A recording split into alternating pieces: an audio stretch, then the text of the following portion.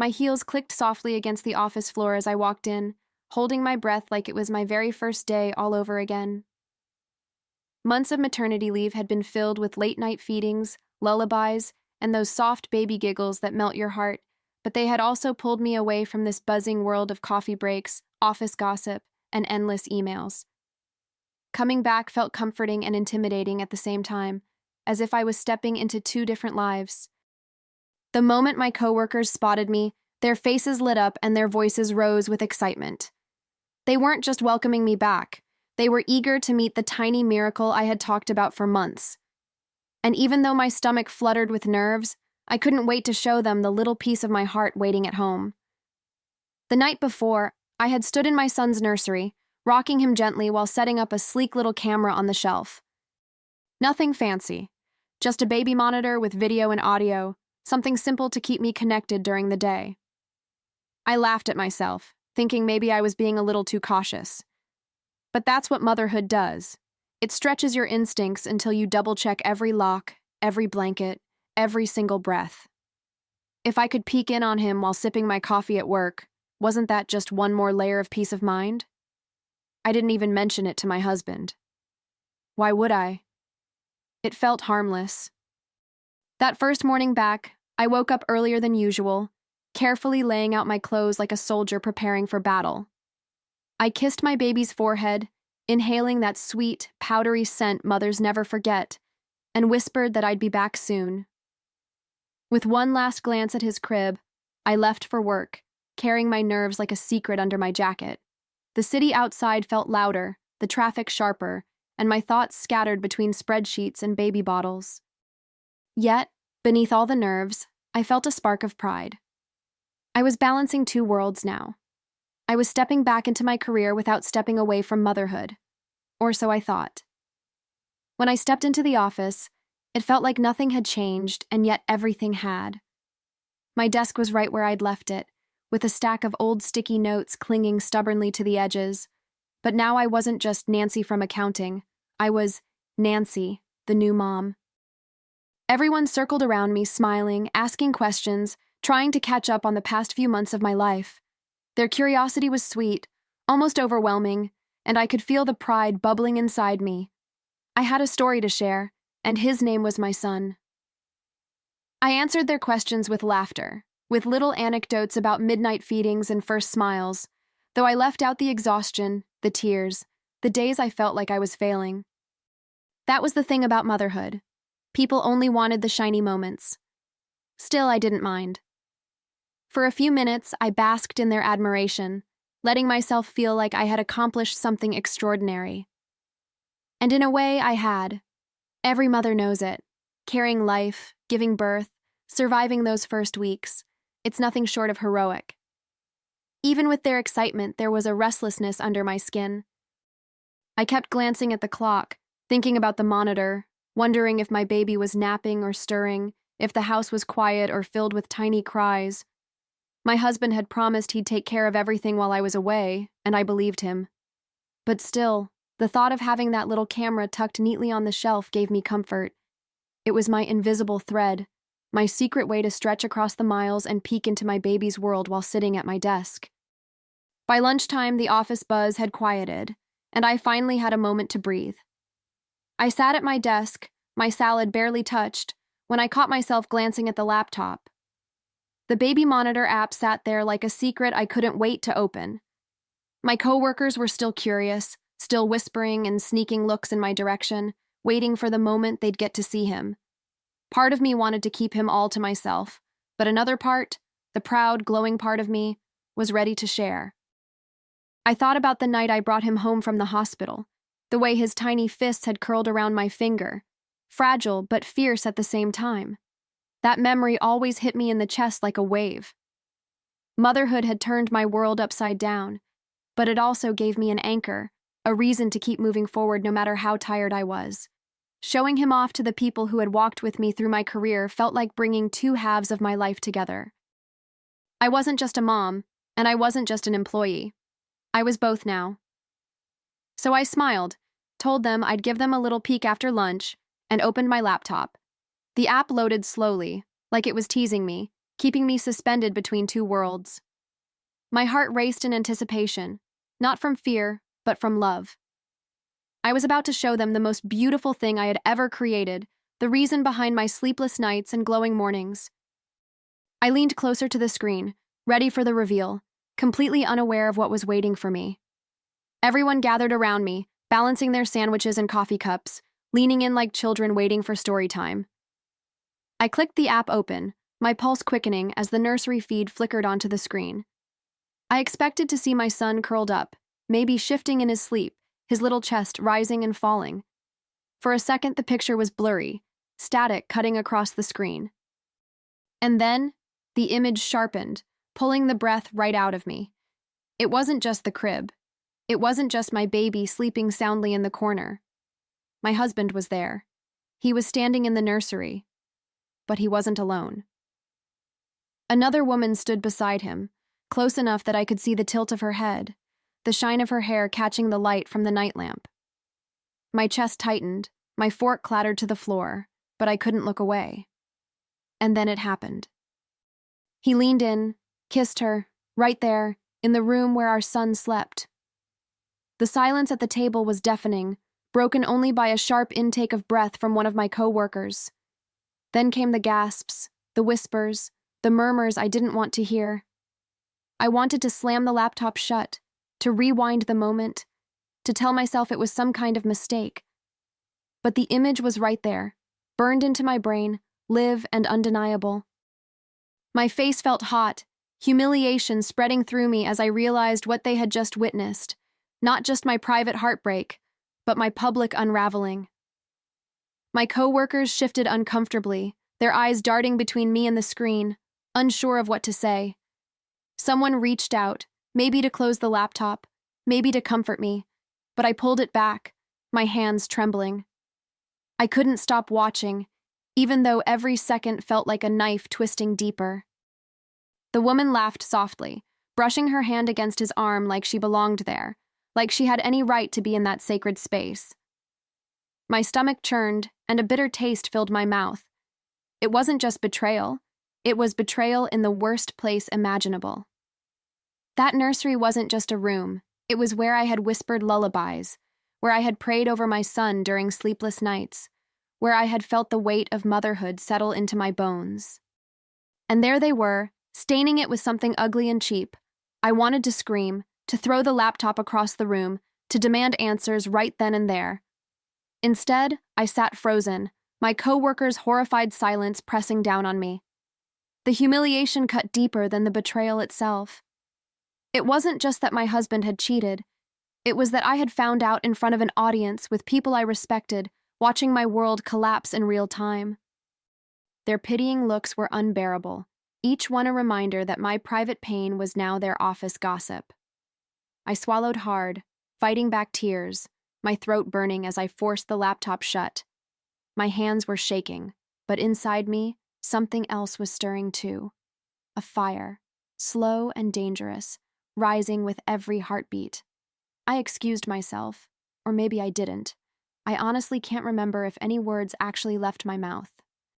My body felt like it was moving on autopilot, rising from the chair, pushing past the stunned faces that tried to reach for me. My legs were heavy, but my mind was racing, tangled in a blur of images I couldn't erase. Him. Her. The crib in the background. My son, sleeping inches away from their secret. It was all too much, and yet I carried it with me, every detail seared into my memory. Walking through the office halls, I could still hear the faint whispers behind me. My coworkers probably thought I was broken, humiliated beyond repair. And in a way, I was. But under the humiliation, something else had cracked open inside me. Rage. It wasn't the wild kind that makes you scream on the spot. It was colder, sharper, the kind that sits in your chest and waits for the right moment. My hands were trembling, but my steps grew steadier with each stride. By the time I reached the parking lot, I wasn't just a devastated wife anymore. I was a storm gathering speed, and he had no idea it was coming. I gripped my steering wheel so tight my knuckles turned white, my breath uneven, my heart pounding against my ribs. He had dared to bring another woman into our son's room. Our son's room. That was unforgivable. And as I pulled out of the lot, heading straight home, only one thought consumed me. He was going to face me, and he was going to hear every ounce of the fury he had unleashed. The drive home was a blur of honking horns and flashing lights, but I barely noticed any of it. My pulse was so loud in my ears it drowned out everything else. Every red light felt like torture, every slow car in front of me like an insult.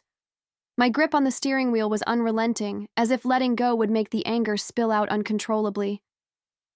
I replayed the scene over and over in my mind, each time feeling the sting of betrayal sharper, each time my fury climbing higher. By the time I pulled into the driveway, I wasn't trembling anymore. I was boiling. I threw the car door shut behind me and stormed to the front door without even taking off my coat. I didn't need proof. I didn't need explanations. I had seen enough. As soon as I stepped inside, the house felt different. It wasn't my safe place anymore. It was a crime scene.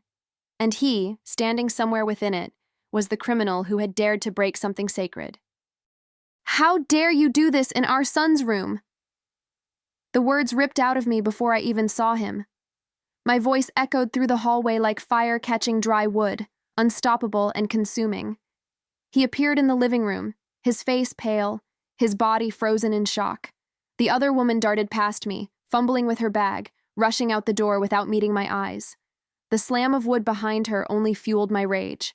Now it was just him and me, and the truth I refused to let him escape from. He opened his mouth, but I cut him off before a single excuse could leave his lips. "Don't you dare!" I spat, pointing toward the hallway that led to the nursery. I saw everything, every disgusting detail. His hands lifted slightly, as if to calm me, but that only enraged me more. The image of him kissing her in front of our child's crib was carved into my brain. "Do you even realize where you were? Do you understand what you've done?" He stammered something about it being a mistake, about it not meaning anything, but the words sounded hollow, pathetic. I laughed bitterly, the sound coming out sharper than I expected. "Not meaning anything? You brought her into our baby's room. You made that place, the place I held him, rocked him, sang to him, dirty. And you think you can stand there and tell me it didn't mean anything?" My voice cracked, but I didn't care. The fury kept me standing.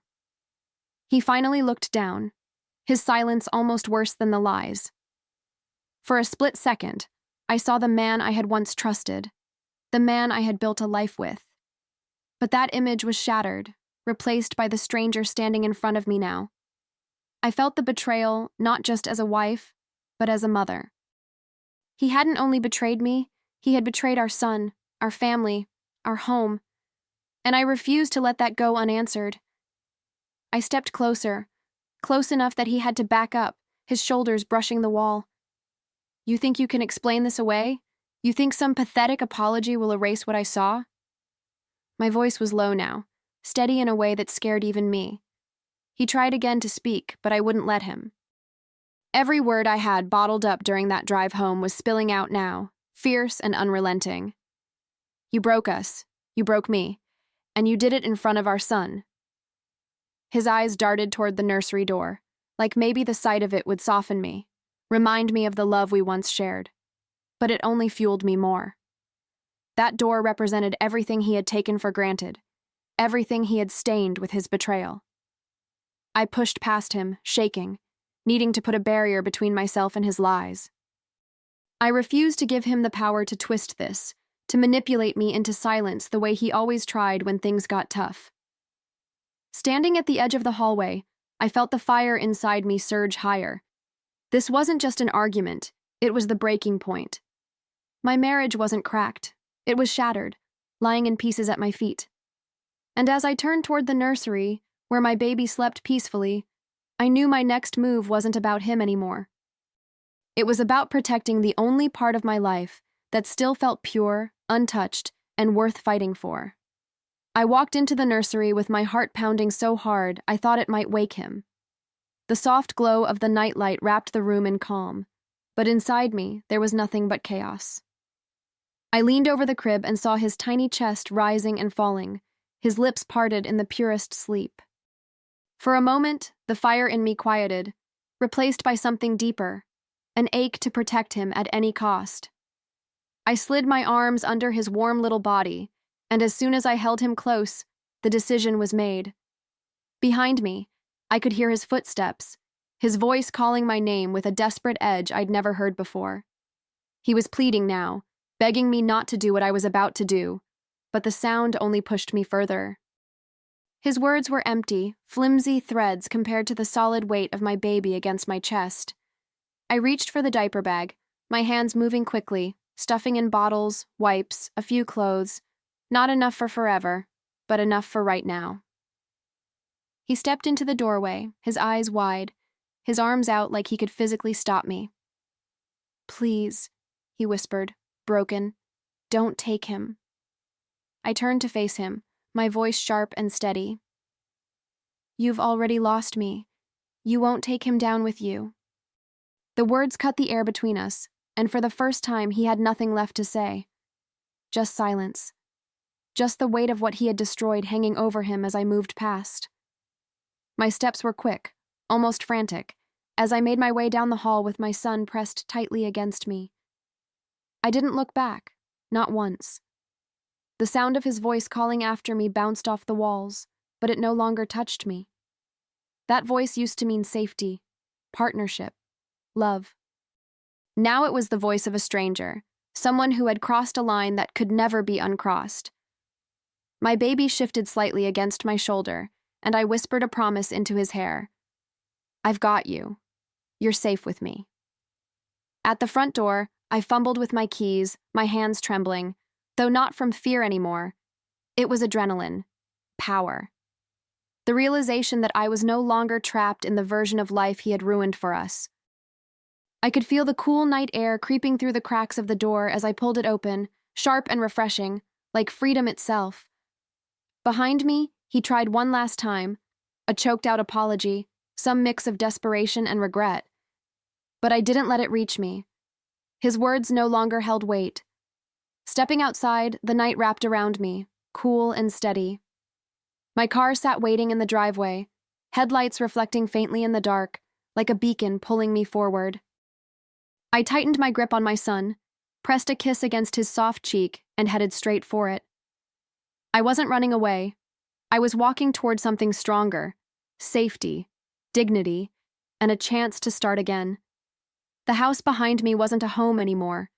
It was a cage I had just unlocked. The drive to my parents' house felt strangely calm, like the storm inside me had finally broken open and washed everything clean. My baby slept soundly in the back seat, unaware that his world was shifting. Streetlights streaked across the windshield, and with each passing mile I felt the weight of betrayal sliding off my shoulders. I wasn't leaving empty-handed. I was carrying the only part of my life that mattered. And in that moment, nothing he said or did could touch me. When I pulled into my parents' driveway, the porch light was already on, casting a soft glow over the familiar steps. My mother opened the door before I even reached it, as if she had been waiting for me all along. One look at my face, and she didn't ask a single question. She just wrapped me up in her arms while I clutched my baby between us. For the first time since the monitor revealed the truth, I felt steady, like someone had caught me before I collapsed. Inside, the house smelled like comfort, fresh coffee, old wood, and something warm cooking on the stove. It was a smell from my childhood, a smell that meant safety. I sank onto the couch with my baby in my arms, and for the first time that day, I breathed deeply. He was safe. I was safe. And though the pieces of my marriage were scattered far behind me, I knew this was the beginning of something different. I didn't know yet where it would lead, but I knew I'd never walk back into that house again. The next morning, sunlight poured through my parents' curtains, softer than I remembered, like it was trying to heal me. I sat up slowly, my baby nestled in the bassinet beside the bed, his little fists twitching as he dreamed. For the first time in days, maybe weeks, I felt a fragile sense of peace. I wasn't in that house anymore. I wasn't living inside lies. Here, in this old home where I had grown up, I could finally exhale without fear of what I might discover. My parents didn't ask for details right away. They didn't need to. My swollen eyes, my clenched jaw, the way I clung to my baby told them enough. Instead, they wrapped me in comfort the only way they knew how. With food, with quiet company, with the kind of love that doesn't demand explanations. My father fixed the bassinet legs that had always wobbled. My mother brewed tea and hummed softly while she folded tiny onesies. Their silence was my shelter, their presence proof that I wasn't alone in this storm. But beneath that comfort, determination began to take root. I couldn't live in limbo forever. My son deserved stability, and I deserved dignity. So I made a choice, one as clear and firm as the morning light spilling into the kitchen. I would call a lawyer. I would end this marriage on my terms, not in whispers or humiliation, but in action. The thought of it didn't break me, it strengthened me. It was the first step toward reclaiming my life. When I sat down with the lawyer a few days later, I felt a strange mix of fear and relief. Fear, because the words divorce and custody made my stomach tighten. Relief, because I knew this was the path forward, the only one that made sense. He listened carefully as I told him what I'd seen, his expression steady, professional. For once, the shame wasn't mine to carry. It belonged squarely to the man who had betrayed me. Words spread faster than I expected. I had only confided in close friends and family, but whispers have a way of traveling further than you imagine. Soon his reputation began to crumble. People saw him differently, not as the charming husband, not as the reliable man, but as someone who could cheat inside his own child's nursery. I didn't rejoice in it, but I won't lie. It gave me a sense of justice. The truth had a way of burning through the lies, whether he liked it or not. At night, I'd sit in my parents' living room with my baby in my arms, rocking him slowly as the house settled into quiet. I whispered promises to him in the dark, words only he and I would ever share. "We're free now," I told him softly, "and I'll never let him hurt us again." Those words weren't just for him. They were for me, too. A mantra, a vow, a reminder that from the ashes of what was broken, I was building something stronger. The weeks that followed were heavy but steady. I juggled paperwork, endless phone calls, and the constant rhythm of caring for my son. Some days I cried in the shower so no one would hear, but most days I held my head high. I had survived the worst part already, the discovery, the confrontation, the walking away. Now it was about endurance. Each small victory, like opening my own bank account or scheduling meetings without asking anyone's permission, felt like bricks laid on the foundation of a new life. My parents watched me grow stronger, even when I didn't feel it myself. My mother often reminded me that strength doesn't always roar. Sometimes it whispers in the choices we make every day. I saw that in the way I packed my son's diaper bag without hesitation, in the way I laughed again with my father over morning coffee, in the way I no longer flinched at the sound of my phone buzzing with his number. Power wasn't something I had to find. It was something I had been building all along. One night, after rocking my baby to sleep, I lingered by the window, watching the stars flicker against the dark. I thought about the life I'd lost. Yes, but more than that, I thought about the life ahead. Divorce wasn't the end of me. Betrayal wasn't the end of my story. It was simply a chapter, one that would make the rest of my journey richer, deeper, more resilient. And as I kissed my son's forehead, I whispered again, steady this time, "We're free now." Months later, life had settled into a new rhythm. It wasn't perfect. There were nights I collapsed into bed with exhaustion, mornings I wished I had just one more hour of sleep. But there was peace, real peace. My son was thriving, smiling wider every day, filling the house with baby babble and laughter that patched over the cracks in my heart. I was learning that healing didn't happen all at once. It came in small, steady moments, like sunlight seeping through curtains. One ordinary afternoon, I was standing at the daycare door, waiting for him as usual, when I noticed a man across the room. He was crouched down, helping a little girl with her shoes. His daughter, I guessed. Something about the tenderness in the way he tied those tiny laces caught my attention. Our eyes met briefly, and we exchanged polite smiles. Nothing more. Just two parents picking up their kids, both tired, both moving through the motions of everyday life. But the next week, it happened again, and the week after that. Small smiles turned into small conversations about nap times, picky eaters, the chaos of balancing work and parenting.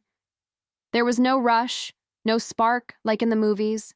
It was gentler than that, slower, safer. I didn't even realize it was happening at first, but every word we shared stitched something inside me back together. He wasn't just another dad. He was a man who carried the same kind of scars I did. Over coffee one morning, I learned his story. He had been betrayed too, left to raise his daughter with more love than the woman who walked away had ever shown. There was a quiet strength in the way he spoke about it. No bitterness, just acceptance and a determination to give his child a better life. I found myself leaning in, listening, not just to his words, but to the steadiness in his voice. It felt safe, like I could exhale around him without fear. Our coffee chats turned into dinners, and dinners slowly turned into something more. My son adored him, and his little girl clung to me like I had always been there. The four of us fit together in ways I couldn't have imagined back when my world first fell apart. There were awkward moments, of course. Blending two broken pieces into one whole isn't seamless. But with patience, honesty, and laughter, we began to build something that felt real. I often caught myself watching him with his daughter, the way he knelt down to her level, the way he never brushed off her feelings. It was a mirror of how I wanted to raise my son, with tenderness, with presence, with respect. And every time he reached for my hand, it wasn't with urgency or need, but with quiet assurance. He wasn't filling a void in me. He was walking beside me as I filled it myself. That difference mattered more than anything. Years later, I found myself walking down the aisle again. But this time, it was different. There was no weight of doubt on my shoulders, no fear of what secrets might be hiding in the shadows. My son walked beside me, holding my hand proudly, while his daughter tossed petals ahead of us with pure joy. The air felt lighter, the promise stronger, because I knew what it meant to have lost everything and still find love again. As I reached him at the altar, he looked at me the way I had always wanted to be seen, not as a woman to be controlled or tolerated, but as a partner, an equal, someone cherished. My heart swelled, not just for the man in front of me, but for the journey that had led me here. All the pain, the betrayal, the nights I thought I wouldn't survive, they had carved me into someone braver, wiser, and unshakably strong. That night, when I tucked my son into bed, I whispered the same words I had once said in my parents' living room, only this time they carried a new meaning. We're free now. Free from the past, free from betrayal, free to build something beautiful out of brokenness. And as I lay down beside the man who had chosen me, flaws and all, I realized something I never thought I'd believe again. Sometimes life takes everything from you, only to give you back something even better.